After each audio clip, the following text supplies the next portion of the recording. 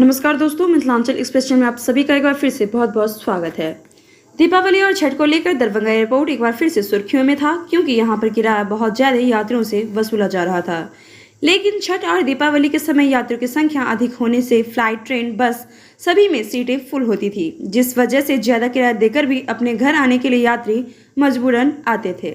देखा जाए तो छठ दीपावली के कारण दरभंगा एयरपोर्ट पर जो यात्रियों की संख्या थी वो तो बढ़ गई पहले से, लेकिन सवाल यहाँ पे ये उठता है कि छठ दीपावली के बाद क्या दरभंगा एयरपोर्ट वापस से नियमित रूप से ये यात्रियों की संख्या बरकरार रख पाएगा।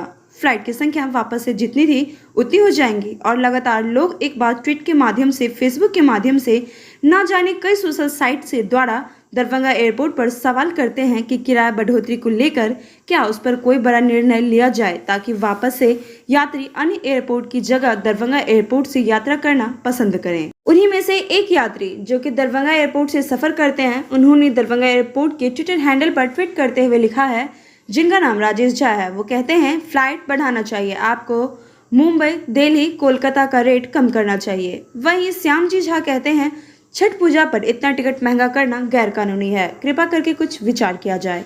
वहीं प्रदीप मिश्रा जी लिखते हैं, सही लूट मचाई है लोगों के साथ।